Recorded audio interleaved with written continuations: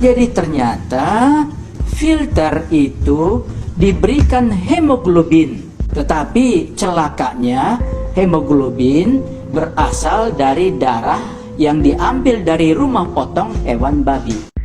Ketua Komisi Nasional Pengendalian Tembakau atau Komnas PT, Dr. Hakim Sarimuda Pohan mengungkapkan bahwa dalam filter rokok yang banyak digunakan di Indonesia terkandung bahan yang berasal dari darah babi. Hemoglobin atau protein darah babi digunakan dalam filter rokok untuk menyaring racun kimia agar tidak masuk ke dalam paru-paru perokok, kata Dr. Hakim saat menjadi pembicara dalam dialog bahaya merokok bagi kehidupan berbangsa di Balai Kota Banjarmasin, Kalimantan Selatan. Dr. Hakim juga meyakini bahwa filter yang digunakan untuk rokok yang beredar di Indonesia merupakan filter impor yang mengandung komponen dari darah babi. Menurutnya, semua itu diketahui setelah adanya pernyataan yang diungkapkan ahli dari Australia atau Profesor Kesehatan Masyarakat dari Universitas Sydney, Simon Chapman. Profesor Simon Chapman menyatakan itu merujuk pada penelitian di Belanda yang mengungkapkan bahwa 185 perusahaan berbeda menggunakan hemoglobin babi sebagai bahan pembuat filter rokok. Profesor di Australia memperingatkan kelompok agama tertentu terkait dugaan adanya kandungan sel darah babi pada filter rokok. Profesor Simon Chapman juga menyatakan sekali lagi bahwa itu merujuk pada penelitian di Belanda yang berhasil mengungkapkan bahwa 185 perusahaan berbeda menggunakan hemoglobin babi sebagai bahan pembuat filter rokok.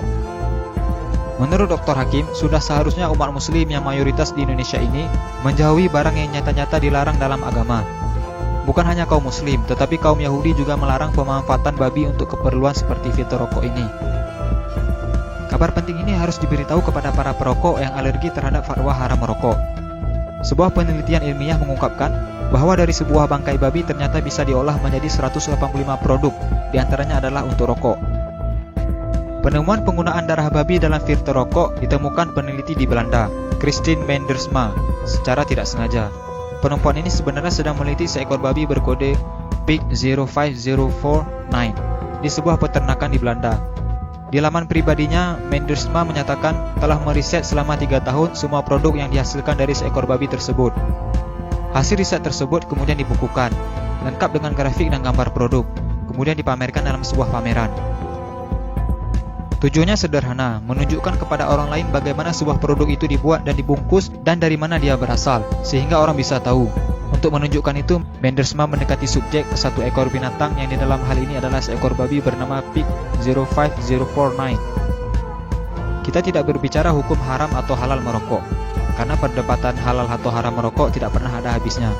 Kami hanya menyampaikan informasi penting ini agar para perokok bisa berpikir lebih jauh tentang filter rokok yang menggunakan darah babi.